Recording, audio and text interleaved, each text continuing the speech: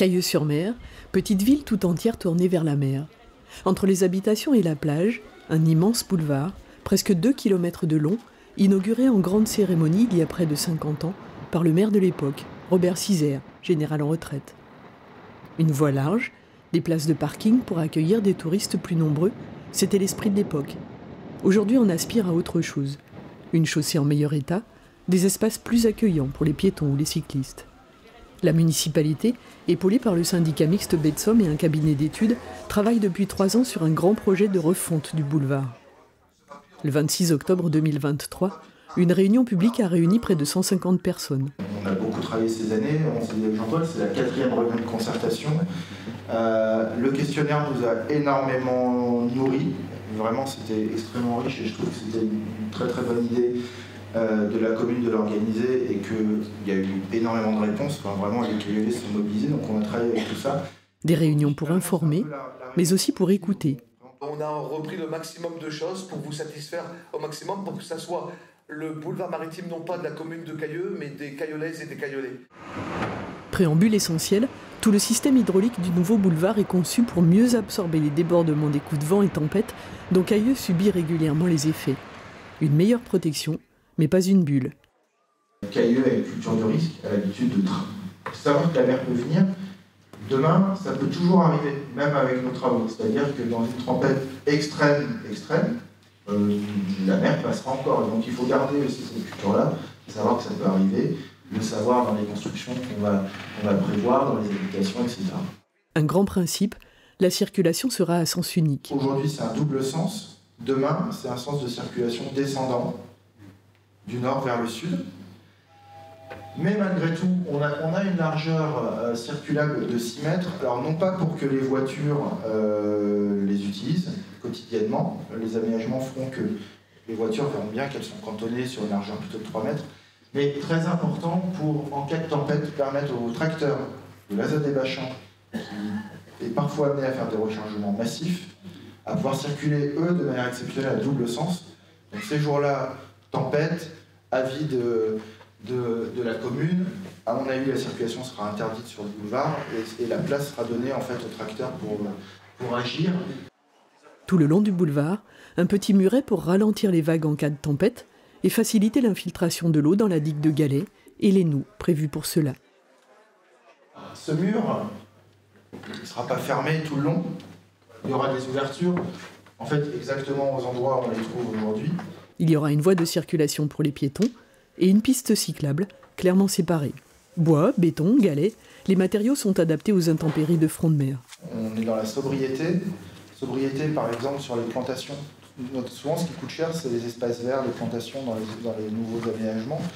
Là, comme je disais, la noue, c'est des choses très naturelles, très simples. C'est des plantes qui vont s'installer naturellement, qui ne demandent pas d'entretien, par exemple. Donc ça, c'est un choix important. Sur le mobilier, on choisit des bois, on choisit des types de métal. Je montrais des jeux sur le jeu. Ils ont été chercher un métal, une peinture qu'on utilise sur les plateformes pétrolières, donc qui sont résistants au milieu maritime, etc. Merci pour ce projet. Un temps de questions-réponses avec la salle, nourri et constructif, a permis d'aller plus loin. Les commerçants, je voulais savoir pour l'espace de notre terrasse, comment ça va se passer, est-ce que oui, quelque chose de nouveau En fait, on va venir vous voir individuellement chez vous, voilà. Et puis avec le paysagiste, et puis là, on va discuter avec vous des solutions bien précises au cas par cas. Bonjour, je voulais savoir si vous aviez pensé à l'aménagement d'une base nautique en même temps.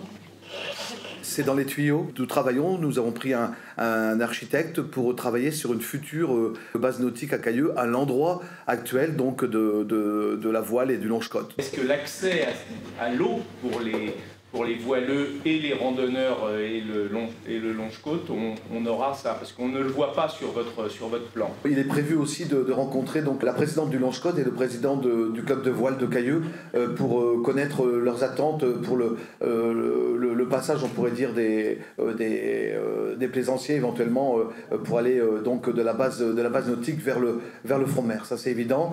Ça fait partie des gènes et de la colonne vertébrale de Cailleux.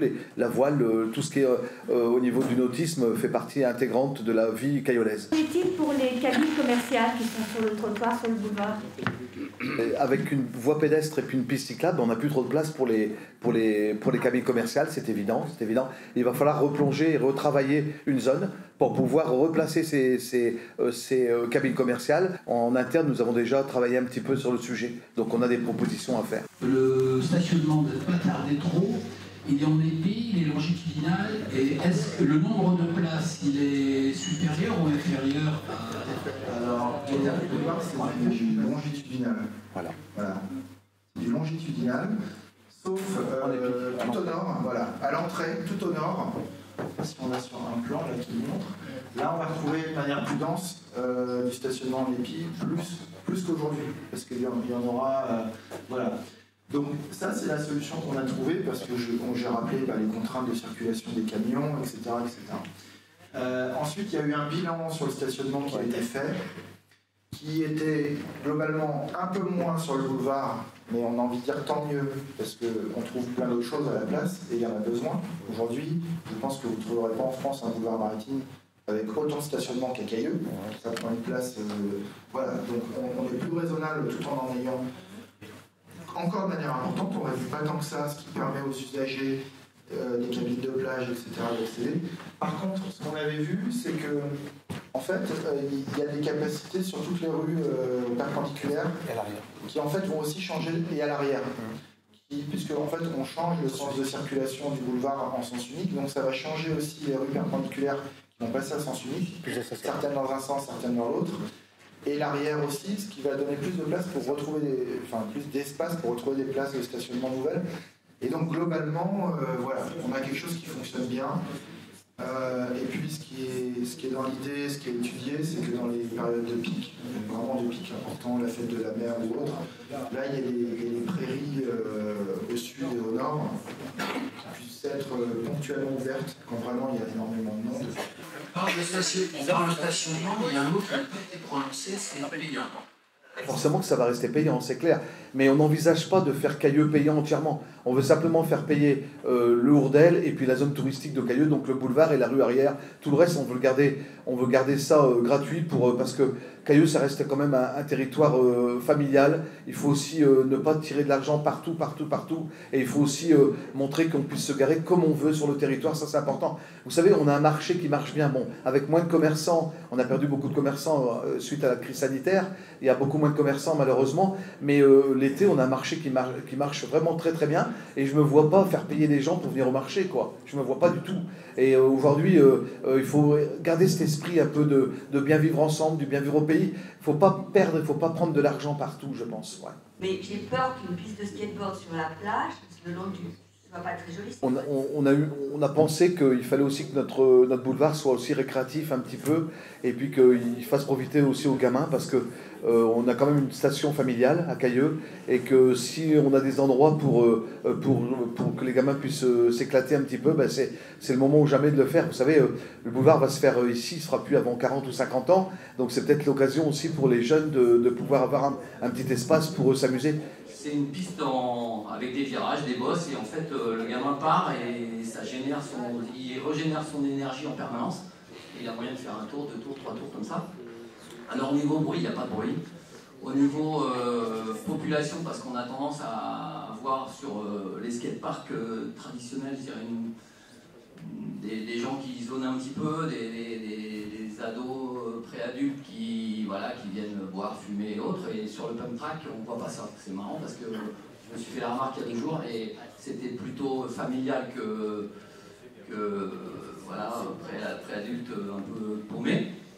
Et alors peut-être que je ne suis pas tombé les bons jours, mais à chaque fois que j'y suis allé en journée, j'y suis allé le soir et j'avais pas cette population. Donc ça c'est hyper intéressant. Il n'y a pas un bruit. Les gamins sont hyper respectueux, il y a des codes de conduite, ils se laissent, les vélos passent quand il n'y a pas de skate, quand ils voient qu'il y a un skate, c'est époustouflant d'organisation. Moi je suis tout à fait pour ce genre de structure, pour que les jeunes viennent, et pas que d'ailleurs, aussi des trottinettes de personnes d'un certain âge, comme disait Christophe. Voilà, ça c'est mon point de vue.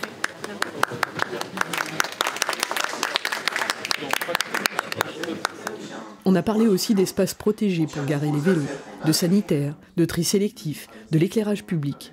Le montant des travaux s'élèvera à près de 10 millions d'euros. L'année 2024 sera consacrée au dossier d'autorisation administrative déposé auprès des services de l'État. Il y aura aussi une enquête publique. Le chantier pourrait démarrer en 2025 et s'étaler sur 3 ans, avec des pauses pour chaque saison estivale.